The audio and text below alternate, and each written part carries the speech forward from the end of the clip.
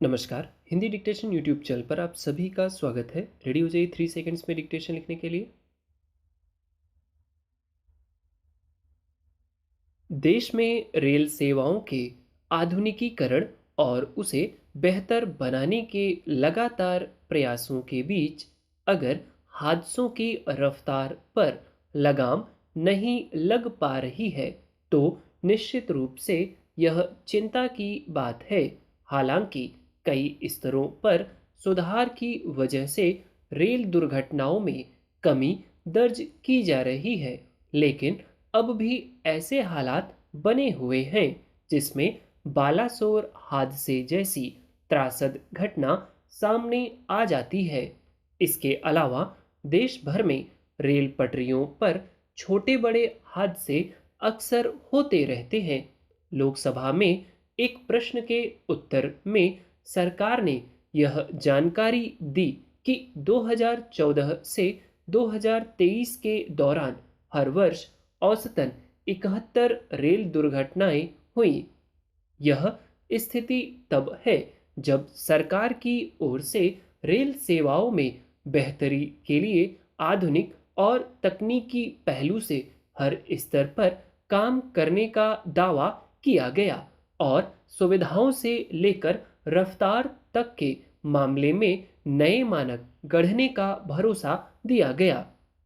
हालांकि यह कहा जा सकता है कि 2014 से पहले के 10 वर्षों की अवधि में हुई रेल दुर्घटनाओं के मुकाबले बाद के इन 10 वर्षों में हादसों की संख्या में उल्लेखनीय कमी आई, लेकिन इसके बावजूद मौजूदा तस्वीर को संतोषजनक नहीं कहा जा सकता। यूं रेल पथ, सिग्नल प्रणाली और इंजन आदि में कई स्तर पर सुधार, संरक्षा कार्य और उनके नवीनीकरण और उन्नयन के लिए राष्ट्रीय रेल संरक्षा कोष का सृजन करने की पहल हुई है। लेकिन यह भी सही है कि देश में जितनी भी रेल दुर्घटनाएं होती हैं, उनके मुख्य कारणों में इसी मोर्चे पर मौजूद खामियां होती हैं जिन्हें समय पर या दुरुस्त नहीं किया जाता है।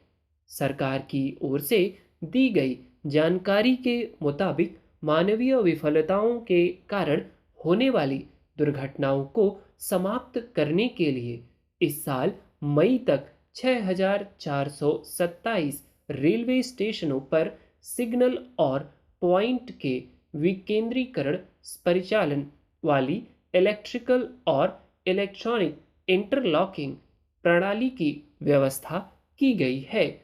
इसके अलावा 11,043 समपार फाटकों पर इंटरलॉकिंग का इंतजाम किया गया है, लेकिन करीब 2 महीने पहले बालासोर में 3 ट्रेनों के आपस में टकरा जाने का जो भयानक हादसा हुआ था, उसमें शुरुआती तौर पर यांत्रिक गड़बड़ियों और मानवीय त्रुटियों को ही जिम्मेदार बताया गया था। जाहिर है, संसाधनों की व्यवस्था के साथ साथ उसके उपयोग के मामले में भी जरूरी प्रशिक्षण और सजगता सुनिश्चित करने की जरूरत है। यह जोर देकर बताया जाता है कि ट्रेनों की रफ्तार को बढ़ाया जाएगा।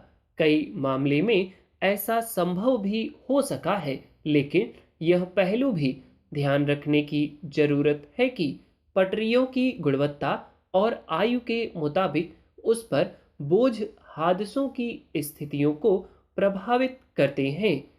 रखरखाव या प्रबंधन और निगरानी के मामले में बहुत मामूली चूक किसी तेज रफ्तार ट्रेन के हादसे को ज्यादा भयावह रूप दे सकती है। इसी तरह दुर्घटनाओं को रोकने के लिए टक्कर रोधी प्रणाली के विस्तार की गति अभी बहुत धीमी है। इसलिए कमोबेश हर दुर्घटना के बाद कारण के रूप में जिन बातों को चिन्हित किया जाता है, उन्हें दूर करने को लेकर उतनी ही सजगता भी दर्शाई जानी चाहिए। सूचना के अधिकार के तहत सामने आई एक जानकारी के मुताबिक अब भी रेल महकमे में 2,74,000 पद रिक्त हैं, जिनमें करीब पौने 2 लाख पद केवल सुरक्षा श्रेणी के हैं। रेल सेवाओं को अंतर्राष्ट्रीय स्तर का बनाने के बीच तेज रफ्तार और सुविधाओं से लैस ट्रेनों के संचालन के साथ साथ सुरक्षा और संरक्षा के मोर्चे को भी पूरी तरह दुरुस्त करने की जरूरत है।